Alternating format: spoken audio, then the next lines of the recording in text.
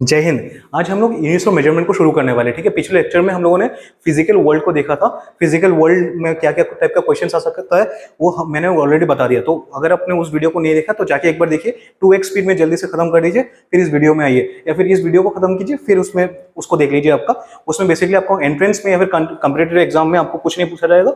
आपको boards level पे या फिर क्लास 11 का जो आपका एग्जाम होगा उसमें एक दो क्वेश्चन रहेगा हल्का फुल्का। ठीक है, जो आप वो वीडियो अगर देख लोगे तो आराम से सॉल्व कर पाओगे। ठीक है, समझ गए। अभी हम लोग यूनिट्स ऑफ मेजरमेंट को शुरू करते हैं। देखिए, एग्जाम क्या होता है? बेसिकली एग्जाम एक युद्ध टाइप का होता है। ठीक है, बैटलफील्ड। तो वहां पे जाने से पहले आपको सब कुछ प्रिपरेशन करके जाना पड़ेगा।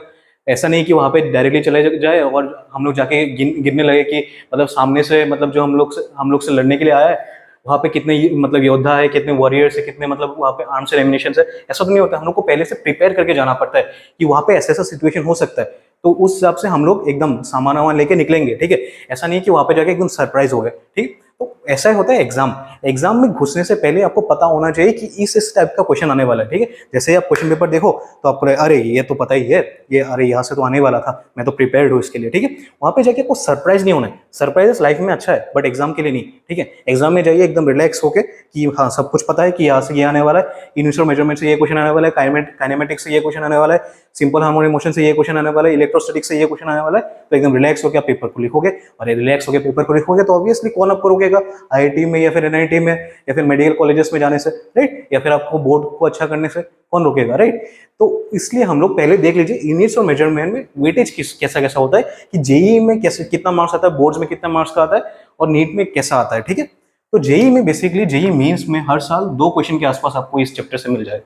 ठीक है, 2 क्वेश्चन बहुत है और इजी क्वेश्चन होते हैं तो मतलब आपको मिस नहीं करना है। और एडवांस में 1 क्वेश्चन आपको हर साल मिलेगा। ठीक है, और बोर्ड्स में आपको 6 से 7 मार्क्स का मिलेगा। ठीक है, ये वेरी करता है कितने क्वेश्चन आएंगे, क्योंकि बोर्ड्स में अलग अलग पैटर्न का भी क्वेश्चन रहता है कि कभी कभी 2 मार्क का क्वेश्चन डाल देगा, 3 मार्क का क्वेश्चन डाल देगा, मान लीजिए एक 4 मार्क का क्वेश्चन डाल देगा और आपको एक एक मार्क का 2 एमसीक्यू डाल देगा।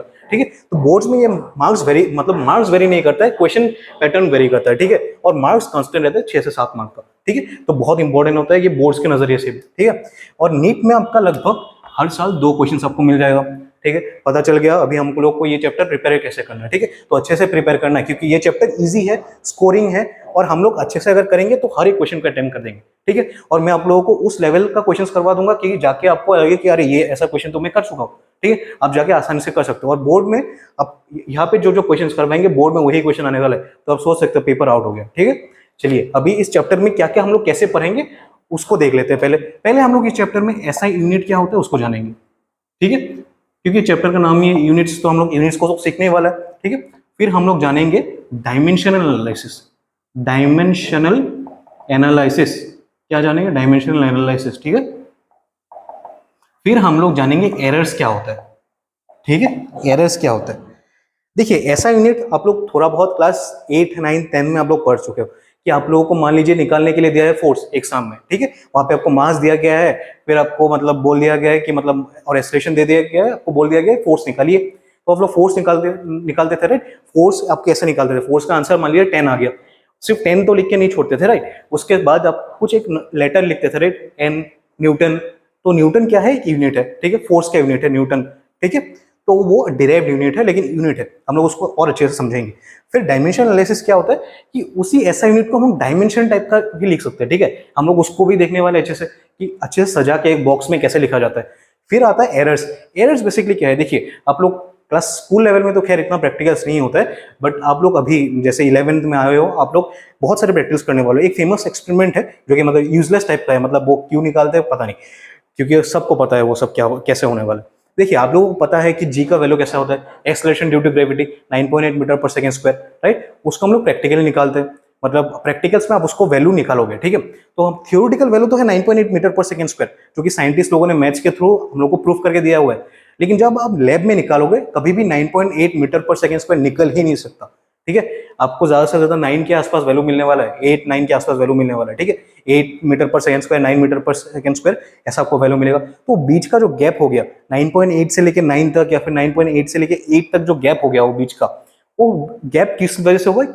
वो गैप को हम लोग क्या बोलेंगे, वो गैप है एरर, ठीक है। और उसका वजह क्या होगा, मान लीजिए आप जिस इक्विपमेंट से वो आप प्रैक्टिकल कर रहे हो, उस इक्विपमेंट में कुछ खराबी हो या फिर आपने कुछ गलती कर दिया हो, ठीक है। उसमें अलग अलग टाइप का भी एरर होता है और टाइप्स को भी जानेंगे और एरर को कैलकुलेट कैसे करते हैं उसको भी हम लोग सीखेंगे चैप्टर में, ठीक है। समझ में आ गया। ये चैप्टर बहुत ईजी है, बहुत जल्दी जल्दी खत्म हो जाएगा, ठीक है। पहले हम लोग इस चैप्टर को शुरू करते हैं एसआई यूनिट को समझने से। चलिए अभी आज का पहला टॉपिक को हम लोग समझते हैं, ठीक है। तो उसको शुरू करने से पहले हम लोग एक एग्जाम्पल्स के थ्रू हम लोग समझेंगे, ठीक है। तो एग्जाम्पल मान लीजिए आपके घर में कोई रिश्तेदार आया और आपके हाथ में मान लीजिए 200 रुपये या फिर 500 रुपये पकड़ा के चला गया, ठीक है। आप खुश हो गए कि 500 रुपये मिल गया फ्री का घर में बैठे बैठे, राइट। हम लोग बचपन में ऐसे ही खुश होते थे। तो मान लीजिए आपको ऐसा 500 रुपये मिल गया, ठीक है, हो गया खत्म, 500 रुपये मिला। अभी मान लीजिए कोई एक आपका रिलेटिव आया, वो यूके से आया या फिर मान लीजिए यूएसए से आया जहाँ पे डॉलर चलता है, यूके में तो यूरो चलता है, ठीक है। तो मान लीजिए अमेरिका से आया, वो डॉलर दे के आपको चला गया। मान लीजिए आपको वहाँ पे तो आपको 500 डॉलर तो देगा नहीं, मान लीजिए उसने आपको $10 दिया और आपने बोला अरे भैया ये क्या हो गया, मतलब इतना, मतलब मैंने खातिरदारी किया, मतलब मुझे मतलब $10 दे के चला गया, 10 रुपये। आपको तो समझ में नहीं आया कि डॉलर है वो, ठीक है। आपको लगा कि अरे 10 का वैल्यू क्या होगा। फिर आपने सोचा होगा अरे डॉलर में है तो थोड़ा कैलकुलेटर या फिर गूगल मार के देखते हैं, तो क्या आया, तो मतलब $10 का वैल्यू आ गया, ये 700 से 800 रुपये। आप खुश हो गए। तो मतलब क्या है, तो मतलब वैल्यू के ऊपर डिपेंड नहीं कर रहा है वो कि वो 10 है या फिर 500 है, वो पीछे का जो यूनिट है, पीछे का यूनिट क्या है, वो या तो डॉलर है या तो रुपीज है, उसके ऊपर डिपेंड कर रहा है सब कुछ। समझ में आ गया, सही है। कोई दिक्कत किसी को समझने में। तो आपको जब 500 रुपये मिला तब भी आप खुश थे, $10 जब मिला आप दुखी थे, लेकिन जब आप कन्वर्ट कर दिया आपने 500 मतलब सॉरी रुपीज में, आप खुद फिर से खुश हो गए, ये तो फायदा हो गया 200-300 रुपये का, राइट। तो समझ में आ गया, किसी को दिक्कत समझने में नहीं होना चाहिए, ठीक है। तो अभी आइए इस सिस्टम में कि इसको कैसे हम लोग समझ सकते हैं। तो हर एक चीज को नापने के लिए भी, कि मान लीजिए आपके पास एक कोई भी एग्जांपल लीजिए, आपके पास 1 किलो सेब है, ठीक है। और आपने बोला अरे भैया ये माप लो कि मतलब मेरे पास 1 किलो सेब है या नहीं, मुझे मतलब एक बार मेजर करके दो, मुझे लग रहा है कुछ झोल है। फिर मैं बोलूंगा अरे मुझे तो केजी वगैरह समझ में नहीं आता, आप मुझे ग्राम में बताइए कि कितना ग्राम होना चाहिए, ठीक है। मुझे केजी समझ में नहीं आता, आप मुझे ग्राम में कन्वर्ट करके बताइए, मुझे बस ग्राम का ही, मेरे गांव में तो बस ग्राम ही चलता है, ठीक है। 10 ग्राम 20 ग्राम 100 ग्राम, आप मुझे ग्राम में बोल के बताइए, तभी मैं इसको मतलब माप देता हूँ। आप जाके वेरीफाई कर लीजिए उसको, राइट। समझ में आ गया ना मैं क्या बोल रहा हूँ, राइट। तो मुझे ग्राम समझ में आता है, आपको केजी समझ में आता है, ठीक है। तो जो ये यूनिट्स का जो सिस्टम चल रहा है, उसी को हम लोग इन 3 सिस्टम में डिवाइड कर सकते हैं कि अलग अलग सिचुएशन में अलग अलग जगह पे, चाहे वो लोकेशन के ऊपर डिपेंड करता है, चाहे वो इंडिविजुअल मेरे ऊपर भी डिपेंड करता है कि मुझे अभी किस सिस्टम में कन्वर्ट करना है, ठीक है। मुझे ग्राम में कन्वर्ट करना है या फिर मुझे किलोग्राम में कन्वर्ट करना है, वो मेरे ऊपर भी डिपेंड करता है। अलग अलग जगह के ऊपर भी डिपेंड करता है कि मैंने जैसे बोला है कि मेरे गाँव में बस यही सिस्टम चलता है, ठीक है। सिस्टम चलता है तो चलता है, ठीक है। तो उसके हिसाब से भी आपका एक सिस्टम हो गया। तो देखिए यहाँ पे हम लोग ने मतलब इंटरनेशनली यही 3 सिस्टम को यूज किया जाता है, ठीक है। अलग अलग जगह के ऊपर हो गया, फिर मेरे मतलब खुद के प्रायोरिटी के हिसाब से भी हो गया, मेरा खुद का इच्छा है कि मैं ये सिस्टम यूज करूंगा, ठीक है। उस हिसाब से हम लोगों ने 3 सिस्टम को बनाया। तो पहले सिस्टम को समझते हैं सीजीएस यूनिट। सीजीएस यूनिट का फुल फॉर्म हो गया आपका सेंटीमीटर, ग्राम और आपका सेकेंड, ठीक है। सेकेंड किसका यूनिट हो गया भैया, टाइम का, ठीक है। कितना टाइम, 10 सेकेंड 20 सेकेंड, ठीक है। तो मतलब सेकेंड किसका यूनिट हो गया, टाइम का। ग्राम किसका यूनिट हो गया भैया, बोलिए, मास का यूनिट है, ठीक है। समझ में आ गया। अभी सेंटीमीटर हम सभी को पता है बचपन से, ठीक है। सेंटीमीटर किसका यूनिट हो गया, लेंथ का, ठीक है। सेंटीमीटर किसका यूनिट हो गया, लेंथ का। ग्राम किसका, मास का। और आपका टाइम सेकेंड किसका, टाइम का। सेम इसी में भी इस सिस्टम में, एफपीएस सिस्टम में क्या होता है उसको देख लेते हैं हम लोग। एफ मतलब हो गया फुट, और पी मतलब हो गया पाउंड, और सेकेंड मतलब टाइम, सॉरी एस मतलब टाइम, एस मतलब सेकेंड जो कि है टाइम का यूनिट, ठीक है। मतलब सेकेंड किसका यूनिट है, टाइम का, टी का। पाउंड किसका है, मास का। फुट किसका है, लेंथ का, ठीक है। और ये सिस्टम जनरली आपको ब्रिटिश में ज्यादा मिलेगा, ठीक है। ब्रिटिश कंट्रीज में ज्यादा मिलेगा, इंग्लैंड वगैरह में, कि वहां पे मान लीजिए आपको जो मेजरमेंट आपको बोला नहीं जाएगा वहां पे मीटर वगैरह या फिर सेंटीमीटर में, आपको बोला जाएगा 10 फीट 2 फीट 3 फीट, ठीक है। और वहां पे आप अगर कुछ सामान खरीदने के लिए जाओगे वहां पे केजी वगैरह नहीं लिखा रहेगा, वो पैकेट में, मान लीजिए आपको चावल खरीदना है, वहां पे आपको पैकेट में मिलेगा, वहां पे पैकेट में लिखा रहेगा कि ये 10 पाउंड वेट है इसका, ठीक है, या फिर 20 पाउंड वेट है, ठीक है, समझ में आ गया। और सेकंड तो सेकंड ही रहेगा हमेशा, कि याद रखिए टाइम का हमेशा सेकंड ही रहता है, ठीक है, टाइम का यूनिट क्या रहता है, सेकंड, समझ में आ गया, किसी को कोई दिक्कत। और ये बस ब्रिटिश कंट्री में या फिर यूके वगैरह में ही यूज होता है, मतलब ब्रिटिश या फिर यूके, इंग्लैंड वगैरह में यूज होता है, तो इसको हम लोग जनरली सम्स वगैरह में बहुत कम ही आपको मिलेगा कि आपको कुछ एक लेंथ दिया रहेगा जो कि फुट में दिया रहेगा, बहुत कम ही रहता है, ठीक है, जनरली आपको मीटर या सेंटीमीटर में ही दिया रहेगा, ठीक है, हो गया, समझ में आ गया। अभी एम के सिस्टम क्या होता है, एम यानी सोचो एक बार, एम यानी मीटर, ठीक है, के यानी किलोग्राम, क्योंकि मास रिप्रेजेंट करेगा ना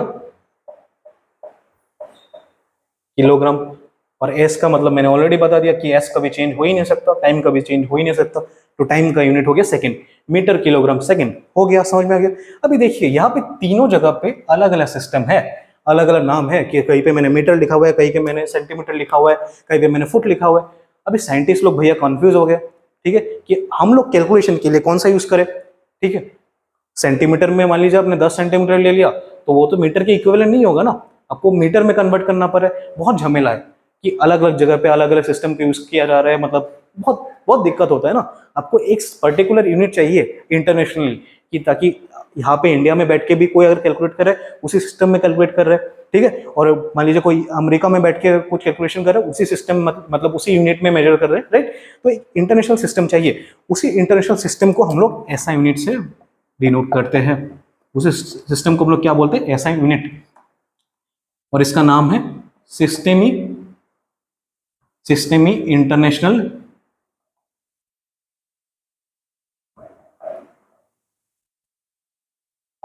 यूनिट्स, ठीक है, ये फ्रेंच नेम है इसलिए इसका स्पेलिंग ऐसा है, और इंग्लिश में अगर लिखोगे तो इंटरनेशनल सिस्टम ऑफ यूनिट्स बन जाएगा, इंटरनेशनल सिस्टम, समझ जाइए इसको, ऑफ यूनिट्स, ठीक है, इंटरनेशनल सिस्टम ऑफ यूनिट्स हो गया।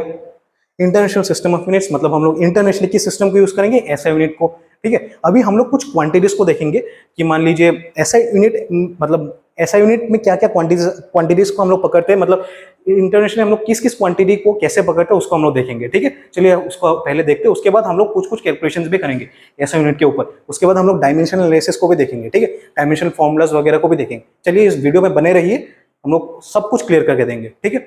चलिए अभी हम लोग एसआई यूनिट को समझते हैं, ठीक है, कि अलग अलग क्वांटिटी का या फिर अलग अलग फिजिकल जो क्वांटिटी होता है, मान लीजिए मास हो गया, लेंथ हो गया, टाइम हो गया, उनका एसआई यूनिट क्या क्या होता है, ठीक है। अभी मास का तो हम लोग को पता है, मास का एसआई यूनिट क्या होता है, किलोग्राम, सुना है कभी किलोग्राम, ठीक है, सुना तो होगा ही ऑब्वियसली। किलोग्राम को हम लोग डिनोट कैसे करते हैं, केजी से, ठीक है, किलोग्राम को डिनोट कैसे करते हैं, केजी से, हो गया खत्म। अभी लेंथ का क्या होता है एसआई यूनिट, लेंथ का होता है मीटर, ठीक है, किलोमीटर नहीं, ठीक है, मीटर, याद रखिए इसको, लेंथ का एसआई यूनिट क्या होता है, मीटर।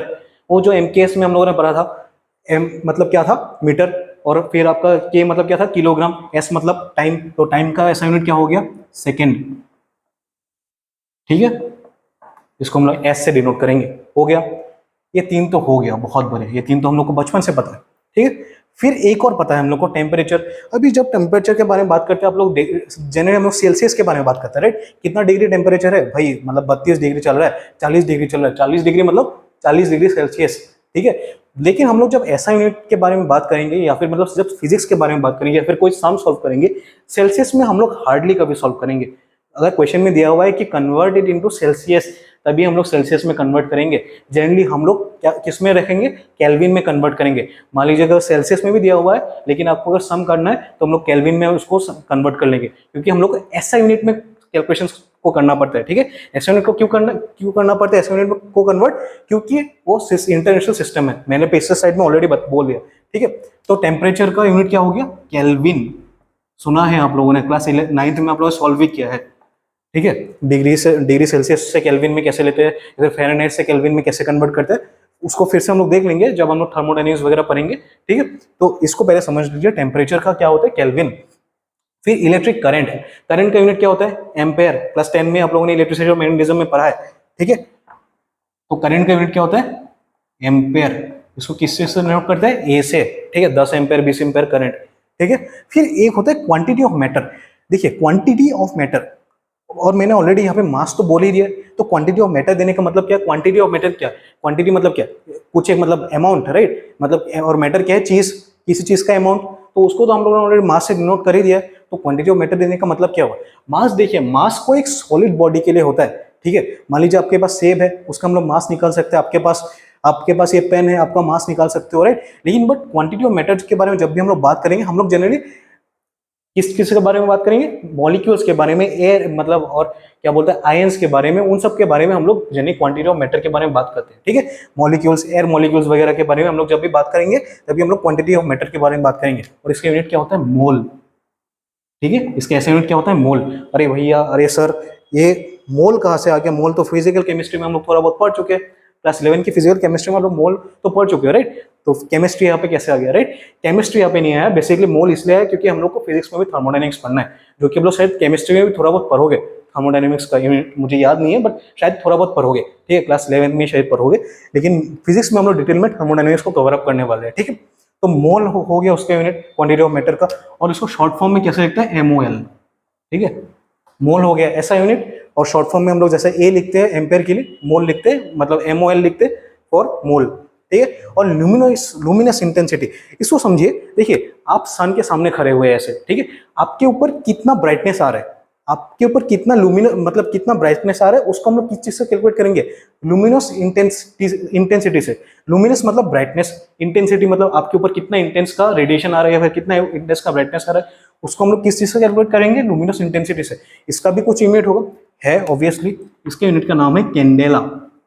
कैंडेला स्पेलिंग सही होना चाहिए, CANDELA, और इसको शॉर्ट फॉर्म में शायद CD लिखा जाता है, ठीक है। इसको शायद शॉर्ट फॉर्म में CD लिखा जाता है, मैं एक बार वेरीफाई करके फिर से आपको बता दूंगा जब हम लोग यूज करेंगे, ठीक है।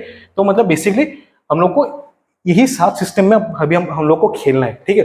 जो भी आपको मान लीजिए कोई भी किसी चीज का अगर यूनिट निकालना है तो इसी 7 सिस्टम में हम लोग को खेलना है। इसलिए हम लोग को हम इन 7 जो मैंने फिजिकल क्वांटिटी लिखा है, इसको हम लोग फंडामेंटल ऐसा यूनिट भी बोला जाता है, ठीक है। कि मान लीजिए आपको फोर्स निकालने के लिए दिया है, अभी आप बोलोगे फोर्स के ऐसा यूनिट तो न्यूटन होता है, ठीक है। मैंने आज ही बोला है फोर्स के पीछे हम लोग क्या लिखते हैं, N लिखते हैं, तो न्यूटन होता है। लेकिन फोर्स एक डिराइव क्वांटिटी है। फोर्स का फॉर्मूला क्या है भैया, फोर्स का फॉर्मूला होता है मास इंटू एक्सेलरेशन। मास के लिए आपको kg मिल गया। एक्सेलरेशन क्या होता है अभी उसको देखिए, एक्सेलरेशन मतलब वेलोसिटी बाय टाइम, ठीक है। वेलोसिटी क्या होता है, ठीक है, change in displacement upon time, right. kg हो गया।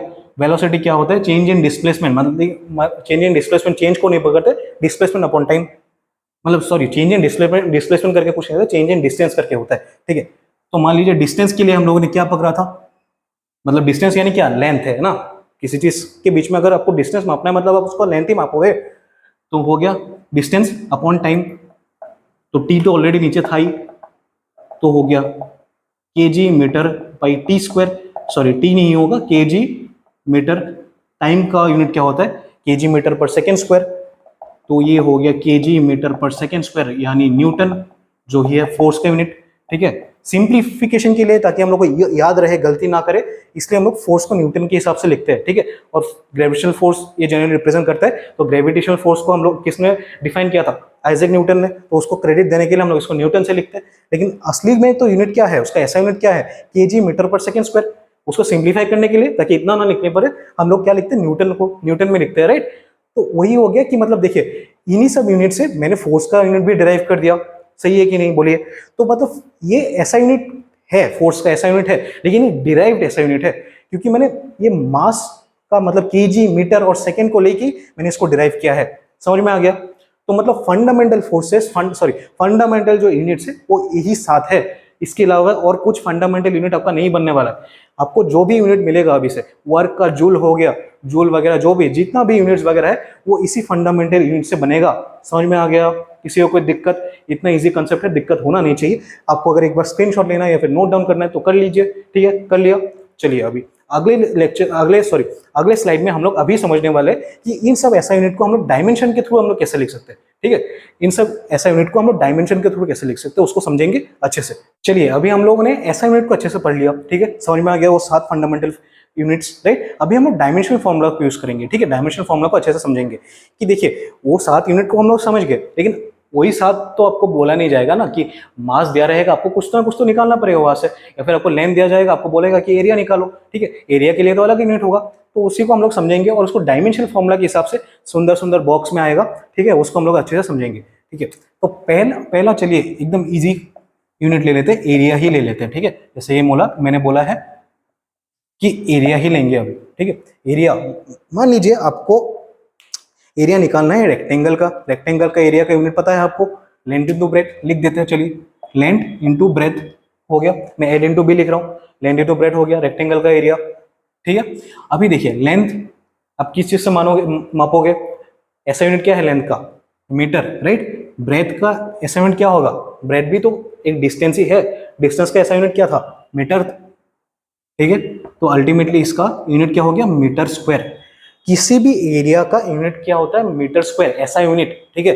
किसी भी एरिया का यूनिट क्या होता है, मीटर स्क्वायर, सेंटीमीटर स्क्वायर वगैरह भी लिख सकते हो, लेकिन ऐसा यूनिट या फिर ऐसा डिराइव्ड यूनिट क्या होता है, मतलब एक्चुअल जो यूनिट होता है वो होता है मीटर स्क्वायर, ठीक है। अब इसको डायमेंशन फॉर्मूला में हम लोग सजा के लिखेंगे, बहुत इंटरेस्टिंग है, लगे रहिए इसमें, ठीक है। तो डायमेंशन फॉर्मूला में एल को हम लोग इस तरह से एक बॉक्स के अंदर एल लिखेंगे, समझ में आ गया, किसी को कोई दिक्कत, क्योंकि लेंथ एल जो मैंने लिखा है ये किसका यूनिट है भैया, लेंथ का यूनिट है, समझ में आ गया। मैंने पिछले साइड में लिखा है कि मास लेंथ टाइम, ठीक है, तो लेंथ का यूनिट है, हो गया, ये हो गया।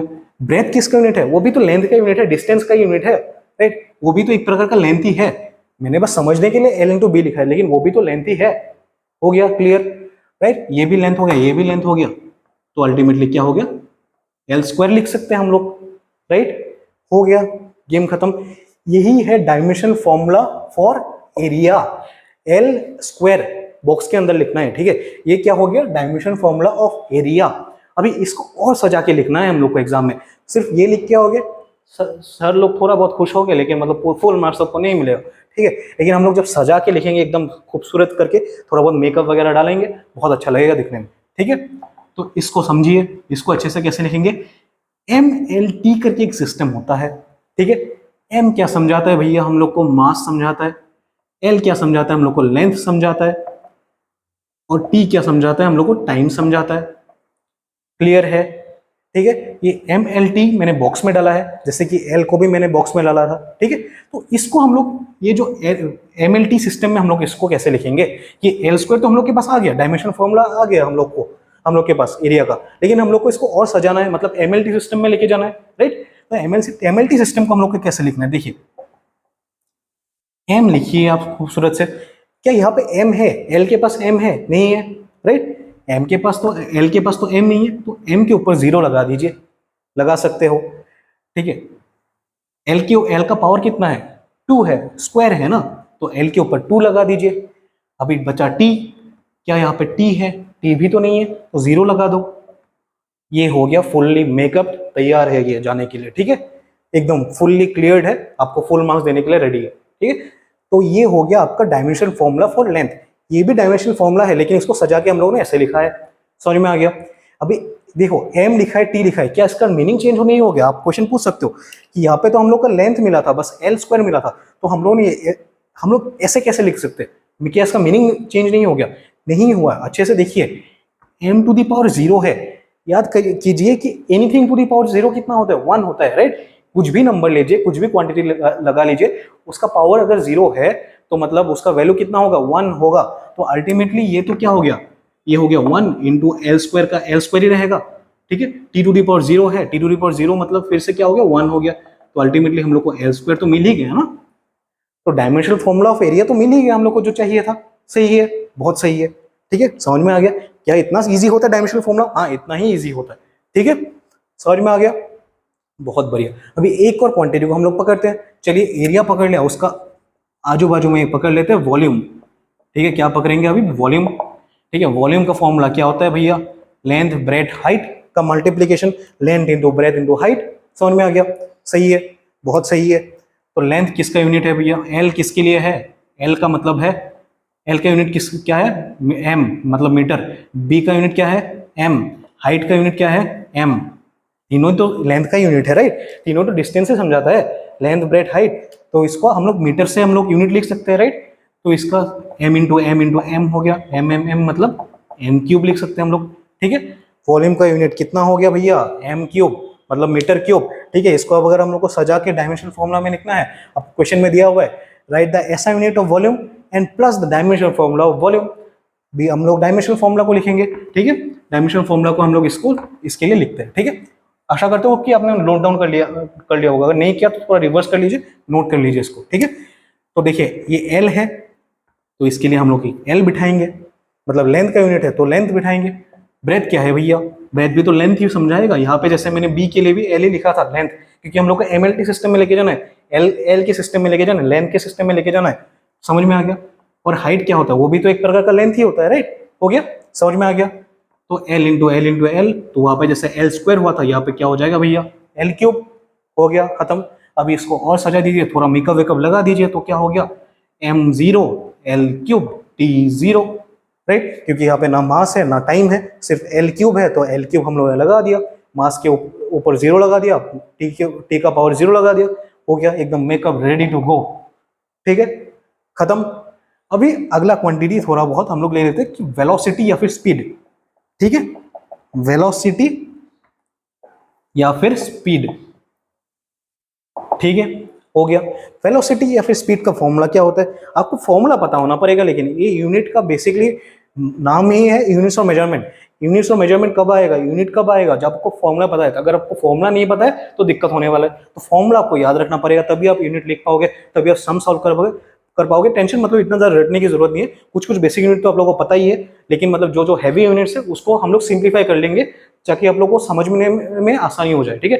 जैसे जैसे हम लोग चैप्टर की ओर आगे पढ़ेंगे, जो जो नया नया फॉर्मूला मिलेगा मैं आप लोगों को सिंपल तरीका बता दूंगा, आप लोग समझ जाओगे उसको, ठीक है। और जो जो याद रखना है मैं आपको उसको स्पेशली बोल दूंगा कि भैया ये इसको समझने के लिए कोई शॉर्टकट तरीका नहीं मिला मुझे, ठीक है, आपको इसको याद रखना ही पड़ेगा, ठीक है। कुछ कुछ फॉर्मूला तो हम लोग को याद रखना पड़ेगा, ठीक है, लेकिन कॉन्सेप्ट हम लोग को याद नहीं रखना, हम लोग को समझना है, ठीक है। तो अभी वेलोसिटी और स्पीड, वेलोसिटी या फिर स्पीड का डायमेंशन क्या होगा, पहले हम लोग इसका यूनिट को देख लेते हैं। वेलोसिटी का फॉर्मूला क्या होता है, बेसिकली डिस्टेंस, या फिर मतलब स्पीड का फॉर्मूला डिस्टेंस या डिस्प्लेसमेंट, कुछ भी लिख लो, डिस्टेंस, ठीक है, distance by time, distance upon time, distance बटे टाइम, ठीक है। अभी डिस्टेंस को हम लोग किस चीज से नापेंगे, इसका ऐसा यूनिट क्या होगा, मीटर। टाइम का ऐसा यूनिट क्या है भैया, सेकेंड, तो हो गया metre per second, right, metre by second, ये per second, S to the power -1 लिखा है, मतलब मैंने एस को ऊपर लेके आ गया, ठीक है, एस इनवर्स हो गया इसका मतलब, ठीक है। ये और ये सेम ही समझाता है, जब भी हम लोग किसी भी चीज को डिनोमिनेटर से न्यूमरेटर में लेके जाएंगे तो उसके पास हम लोग को -1 बैठाना पड़ेगा, ठीक है, क्योंकि एस के ऊपर कोई पावर नहीं है, एस के ऊपर कोई पावर नहीं है, मतलब एस टू द पावर 1 है, तो इसको अगर ऊपर लेके जाएंगे एस टू द पावर -1 लिखना पड़ेगा, ठीक है। समझ में आ गया, किसी को कोई दिक्कत नहीं होना चाहिए। चलिए अभी इसको सजा के एकदम एमएलटी सिस्टम में लेके जाते हैं। तो एम क्या हो गया, सॉरी, तो ये क्या है, मीटर पर सेकेंड। अभी इसको देखिए, मीटर है तो मतलब लेंथ है, वो होगा ऑब्वियसली, ठीक है, मीटर है तो लेंथ होगा, पर सेकेंड यानी नीचे तो टाइम है, या फिर मतलब ये फॉर्मूला लिख लीजिए, देख लीजिए कि डिस्टेंस है, डिस्टेंस के लिए हम लोगों ने एल बिठा दिया, टाइम है, टाइम के लिए हम लोगों ने टी बिठा दिया, तो एमएलटी सिस्टम में लेके जाइए, ठीक है। पहले इसको अच्छे से लिख लीजिए कि एल क्या है, एल तो हो गया टाइम, जैसे मैंने इसको ऊपर लेके लेने के टाइम पे मैंने इसके पास इनवर्स बिठाया था कि -1 लिखा था, इसको भी हम लोग जब ऊपर लेके जाएंगे तो टी टू द पावर -1 लिखना पड़ेगा, समझ में आ गया, ठीक है, क्योंकि टी नीचे था तो हम लोग ऊपर लेके गए, तो इसलिए इसका मतलब क्या है, -1 हो गया, इनवर्स हो गया, राइट, समझ में आ गया। तो इसको अगर थोड़ा बहुत और अच्छे से लिखना है तो m0 लगा दीजिए, l T to the power -1 है, समझ में आ गया, किसी को कोई दिक्कत नहीं होना चाहिए, ठीक है। ऐसे हम लोग डायमेंशन फॉर्मूलास को अच्छे से याद रख सकते हैं, ठीक है, कि आपको पहले फॉर्मूला पता होना पड़ेगा, उसके बाद हम लोग उसका एसआई यूनिट निकालेंगे, उसके साथ साथ हम लोग डायमेंशन फॉर्मूला को भी निकालेंगे, ठीक है। आपको अगर फॉर्मूला पता है आप डायरेक्टली डायमेंशन फॉर्मूला निकाल लीजिए, आपको अगर एसआई यूनिट नहीं भी पता है, एसआई यूनिट पता ही होगा ऑब्वियसली, अगर आपको फॉर्मूला पता है तो एसआई यूनिट पता करने में क्या दिक्कत है, राइट। तो डायमेंशन फॉर्मूला निकालना आ गया, हो गया, समझ में आ गया। तो अगले लेक्चर में हम लोग और ज्यादा क्वांटिटीज को लेंगे, जिसका हम लोग डायमेंशन फॉर्मूलाज वगैरह निकालेंगे, ठीक है। और उसके बाद हम लोग देखेंगे कि डायमेंशन फॉर्मूलास के थ्रू हम लोग क्या क्या सम्स कर सकते हैं, पिछले जो जेई का पेपर हो गया, नीट का पेपर हो गया या फिर बोर्ड के पेपर में क्या क्या सम्स आ गया आता है उसको हम लोग अच्छे से पढ़ लेंगे, ठीक है। बोर्ड का सम तो इतना ज्यादा नहीं करेंगे हम लोग, बेसिकली जेई और नीट का ही सम करने वाले, ठीक है, उसको कवर कर लेंगे तो बोर्ड आप लोग आराम से कर लोगे, ठीक है। हो गया, तो इसी को हम लोग, इसी लेक्चर को हम लोग आगे कंटिन्यू करेंगे, जिसके और वो लेक्चर के बाद हम लोग एरर्स वगैरह पढ़ेंगे और अलग अलग चीजों को एक्सप्लोर करेंगे और अलग बहुत टाइप का सम्स वगैरह करेंगे, ताकि आप लोगों को हर एक टाइप का सम कुछ भी आ जाए एग्जाम में आप कर पाओ, ठीक है। तो मिलते हैं अगले लेक्चर में, तब तक के लिए जय हिंद, जय भारत।